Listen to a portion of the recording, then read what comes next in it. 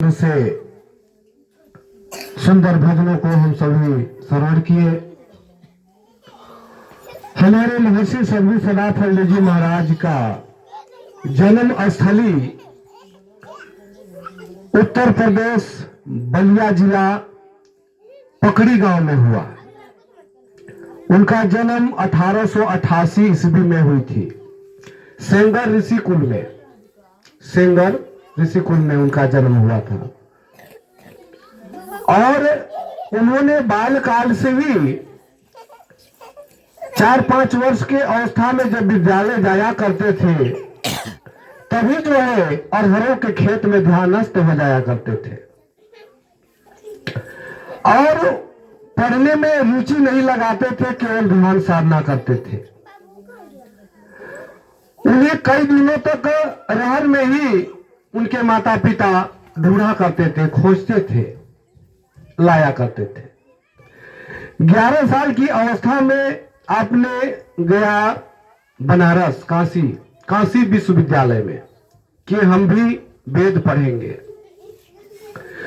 वहां जब 11 साल की अवस्था में जब उन्होंने गया तो वहां के विद्वानों ने, वहां के पंडितों ने, आचार्यों ने पूछा कि बच्चे किस कुल के बालक हो? उन्होंने कहा मैं क्षत्रिय कुल के बालक हूं। तो आचार्यों ने कहा कि यहां तो ब्राह्मणों के बच्चे को पढ़ाया जाता है, वेद जो है ब्राह्मणों के ही बच्चे को पढ़ने का अधिकार है, क्षत्रिय के बच्चों को नहीं। तब सदगुरु सदाफल जी महाराज ने वहां से वापस लौटा और अपने आप में निश्चय किया कि मैं जिस ग्रंथ को रचना करना चाहता हूं उसको मैं अब हिंदी में रचना करूंगा। इसके पश्चात उन्होंने पकड़ी गांव से 3 किलोमीटर दूरी में एक स्थान है, वहां जाकर के साधना करते थे। गांव के लोगों ने कहा कि इनके लिए अब कोई परकुटी बना दिया जाए, ये इधर उधर न जाकर बैठे बल्कि एक स्थान पर ही ये साधना ध्यान करेंगे। गांव के लोगों ने वहां एक कुटिया बना दिया, एक समाधि स्थल बना दिया। वहीं जाकर के वो नित्य प्रतिदिन साधना ध्यान करते थे।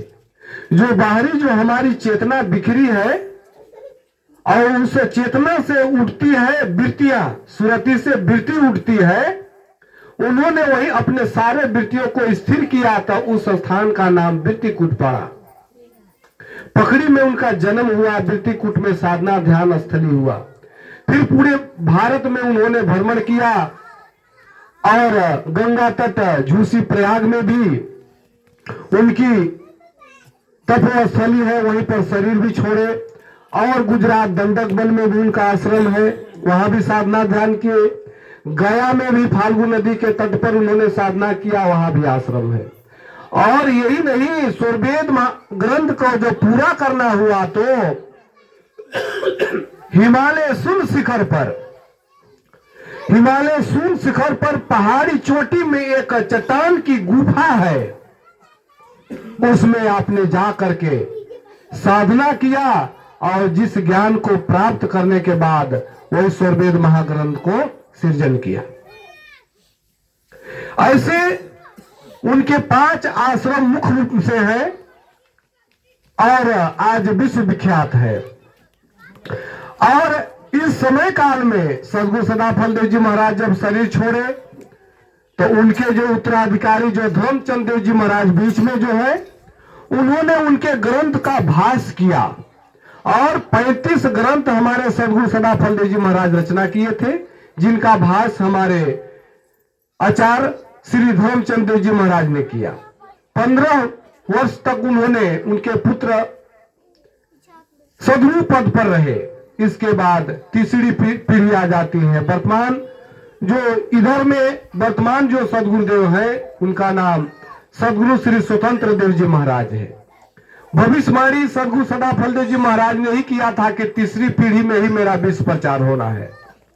और आज तीसरी पीढ़ी में वर्तमान सदगुरु स्वतंत्र देव जी महाराज पूरे भूमंडल में, विश्व में पैदल से प्रारंभ किए, फिर साइकिल में चलकर, बैलगाड़ी में चलकर, फिर रेल यात्रा, मोटर यात्रा, आज एरोप्लेन में भी जा करके अन्य देशों में इस ज्ञान का प्रचार प्रसार कर रहे हैं।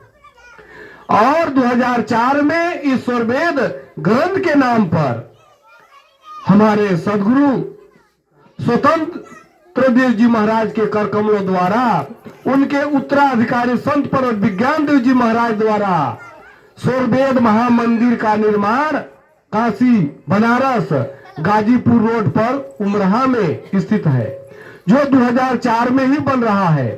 और अभी 23 में 20 वर्ष हुआ था। उसका प्रथम तल का उद्घाटन जो फिंगर देख रहे हैं स्वरवेद महामंदिर का है। प्रथम तल का उद्घाटन इस भारत के वर्तमान प्रधानमंत्री माननीय श्री नरेंद्र मोदी जी द्वारा प्रथम तल का उद्घाटन हुआ था, जिस समय 21,000 कुंडों से एक बार यज्ञ हुआ और फिर 25,000 कुंड एक साथ यज्ञ हुआ। अभी 25 और 26 दिसंबर को स्वरवेद महामंदिर धाम पर 25,000 कुंड बने थे, जिसमें एक साथ लाखों लाख आत्माएं यज्ञ किए। और उस स्वरवेद महामंदिर में हजारों नहीं लाखों दीप उस प्रकाश किया गया था कि हमारा देश एक प्रकाश की ओर बढ़ चले। जैसे सूर्य के प्रकाश से हम विचरण करते हैं, उसे आध्यात्मिक ज्ञान के प्रकाश से संपूर्ण मानव विचरण करे। ऐसे आध्यात्मिक प्रकाश दीप प्रज्वलन के द्वारा देश राष्ट्र समाज के लिए लाखों लाख दीपोत्सव हुआ मनाया गया। तो ऐसे स्वरवेद महामंदिर धाम उमरहा वाराणसी में स्थित है, जो विश्व के कई देशों से आकर के वहां ज्ञान को प्राप्त कर रहे हैं।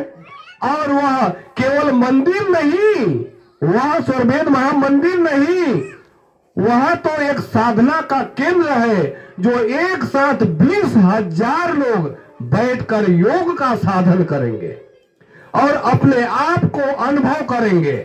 शरीर क्या है, मन क्या है, प्राण क्या है, बुद्धि क्या है, आत्मा क्या है, परमात्मा क्या है, सदगुरु क्या है, काल क्या है, जीव क्या है, समय क्या है, संपूर्ण ज्ञान विज्ञान को वहां प्राप्त करने का केंद्र स्वरवेद महामंदिर धाम है। ऐसे महामंदिर धाम पर आप सभी भी जाकर के देख सकते हैं। अभी कुछ अंदर की कला चित्र उसमें चल रहे हैं कार्य, अभी कुछ समय भी लगेंगे। और ऐसे महान स्वरवेद महामंदिर का निर्माण आप सबके भारत देश में हो चुका है, और उसी स्वरवेद महामंदिर धाम के द्वारा विश्व का प्रचार होना है। स्वरवेद का अर्थ आप लोग जानते हैं कि स्व माने आत्मा, वेद मतलब ज्ञान, स्व माने परमात्मा, वेद मतलब ज्ञान। जिसमें आत्मा और परमात्मा ज्ञान हो, उसको उस ज्ञान को स्वरवेद कहते हैं। ऐसे महान ज्ञान आप सबों तक, यह जन जन तक हम सबों में पहुंचाने का एक छोटा सा कार्य कर रहे हैं, जो सदगुरु कृपा के द्वारा हम लोग प्रचार नहीं करते। तो आइए अब हम लोग